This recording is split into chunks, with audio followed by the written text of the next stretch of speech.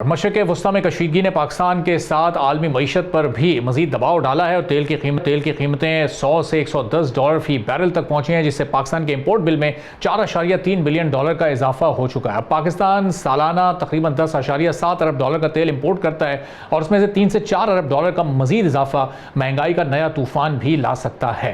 अब इन जैसे मसाइल का सामना करने के लिए एशिया पाक इन्वेस्टमेंट के एग्जीक्यूटिव चेयरमैन समीर चिश्ती ने 4 पॉइंट्स पर मुश्तमिल एक फ्रेमवर्क तजवीज़ किया है, पर अमल करके हुकूमत अपनी मईशत को बेहतर भी कर सकती है और कॉरपोरेट कारोबारी इदारे अपने कारोबार को मुस्तकबिल के चैलेंजेस के लिए भी तैयार कर सकते हैं। इस फ्रेमवर्क की तफसील में जाने से पहले पाकिस्तान के जो माशी मसाइल है वो मुख्तसरन आपके सामने रख देते हैं। पाकिस्तान की मईशत इस वक्त एक बहुत ही मुश्किल मरहले से गुजर रही है, जहां वक्ती तौर पर स्टेबिलिटी आती महसूस हुई, मैक्रो इंडिकेटर्स पॉजिटिव होते नजर आए, मगर तरक्की की रफ्तार सुस्त रही। अब इस दौरान ग्रोथ रेट तकरीबन 3 से 3.5% के करीब रहा, जो आबादी के ग्रोथ रेट के करीब है। इसका मतलब है कि पर कैपिटा इनकम में कोई खास इजाफा नहीं हो रहा और गुर्बत बढ़ रही है, जो अंदाजन 40% के करीब है।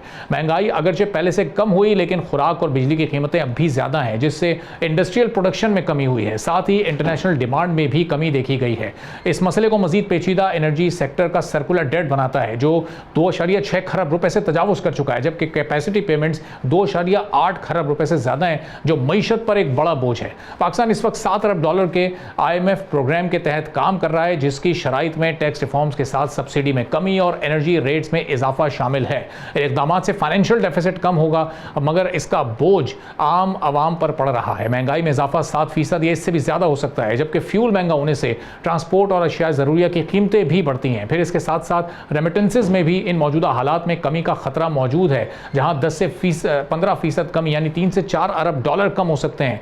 अब इसके साथ ही अगर मशरक़ वस्ता की ये जंग जो कि थमती हुई इस वक्त दिखाई दे रही है, लेकिन खुदा न खास्ता अगर ये सिलसिला कुछ मजीद जारी रहा तो बैरून मुल्क एम्प्लॉयमेंट में कमी की तवक्को भी की जा रही है, जिससे मईशत के साथ साथ रुपए की कदर में दबाव भी आ सकता है। ये वो मसाइल हैं जिनकी तरफ आम तौर पर तवज्जो तो दी जाती है, लेकिन अब यहाँ पर सवाल ये पैदा होता है कि इन मुश्किलात से निकला कैसे जाए, या वो क्या ऐसे फैक्टर्स हैं जिनको पहले नज़रअंदाज किया जाता रहा है। इसके लिए एशिया पाक इन्वेस्टमेंट्स के एग्जीक्यूटिव चेयरमैन समीर चिश्ती ने न सिर्फ मसाइल की निशानदेही की है, बल्कि साथ साथ हल भी बताए हैं। एशिया पाक इन्वेस्टमेंट के एग्जीक्यूटिव चेयरमैन समीर चिश्ती का यह कहना है कि जहां इंस्टीट्यूशंस और हुकूमतें ग्रोथ को फोकस किए हुए हैं, वहां 4 इंतहाई खतरनाक फैक्टर्स को नज़रअंदाज किया जा रहा है, जो मुस्तकबिल में मुआशी स्टेबिलिटी ला सकते हैं। इनमें सरफहरिस्त है डिजिटल सॉवरेनिटी। पाकिस्तान जैसे ममालिक अपने डेटा क्लाउड की गैर मौजूदगी में तेज़ी से नए दौर की कॉलोनाइजेशन की तरफ बढ़ रहे हैं, जहां कंप्यूटिंग की कैपेबिलिटी ना होते हुए किसी दूसरे मुल्क या इदारे पर रिलाय करना पड़ेगा। इस तरह डेटा कॉन्फिडेंशियल कॉम्प्रोमाइज़ होने का खतरा है। इसका हल सिर्फ और सिर्फ सॉवरन डिजिटल डेटा सेंटर्स और क्लाउड का कयाम है, जहां तमाम टूल्स भी पाकिस्तान के कंट्रोल में हो। डिजिटल सॉवरेनिटी की पॉलिसी पर जल्द अज जल्द पॉलिसी मेकिंग और ज़रूरी इकदाम करने की ज़रूरत है, जिसके बगैर डेटा कॉलोनाइजेशन का खतरा मौजूद रहेगा। फिर इसके साथ ही तेज़ी से गुजरते वक्त में कैश फ्लो के मसाइल मौजूद हैं। ख़तरा इस बात का है कि जहां प्रोडक्शन पर सारा फोकस है, वहां प्रॉफिटेबिलिटी या मुनाफे को भी उतनी ही अहमियत देने की बहुत ज़्यादा ज़रूरत है। अगर इन्वेस्टर के सरमाए की वापसी एक टाइम फ्रेम से स्लो या सुस्त रफ्तारी से वापस आएगी, तो ऐसी सूरत में इन्वेस्टर के पैसे को कारोबार में रोल करना मुश्किल हो जाएगा और वक्त पर इन्वेस्टमेंट मौजूद नहीं होगी।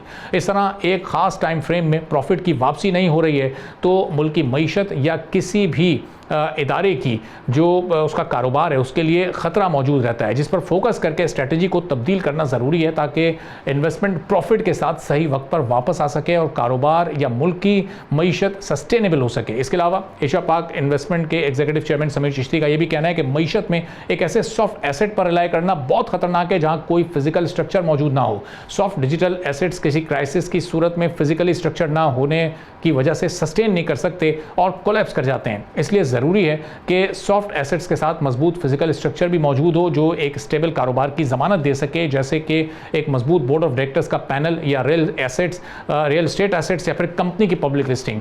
अब AI के आने से मौजूदा माशी निज़ाम के लिए खतरात मौजूद हैं, जहां AI रिवायती कारोबार को तेज़ी से मुतासर कर सकता है। AI बुनियादी बिजनेस मॉडल्स के साथ मुख्तलिफ एक्सपर्टीज़ जैसे बुक कीपिंग को ऑटोमेशन के जरिए से रिप्लेस कर सकता है, क्योंकि मामूल के रिपीट होने वाले काम ऑटोमेशन की जद में आकर शदीद मुतासिर हो सकते हैं, जिससे न सिर्फ नौकरियों को खतरा है बल्कि एक्सपर्टीज़ की बुनियाद पर खड़े कारोबार भी मुश्किलात का शिकार हो सकते हैं। AI और ऑटोमेशन जहां रिवायती कारोबार को मुतासर कर रहा है, वहां पर डेटा सेंटर्स के क़याम और क्लाउड कंप्यूटिंग की जो इस वक्त एक्सपेक्टेशन से कारोबारों और मईशतों को आने वाले चैलेंजेस के लिए भी तैयार किया जा सकता है, क्योंकि जहां AI के आने से रिवायती कारोबार मुतासर होंगे, वहां AI गेम चेंजर भी बन सकता है। रिवायती नौकरियों के मुकाबले में एक अंदाजे के मुताबिक 1.5 गुना नौकरियां भी पैदा कर सकता है।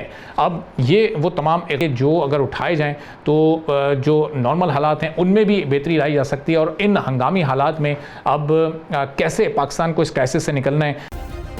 सब्सक्राइब करें और बेल दबाएं ताकि कोई खबर रह न जाए।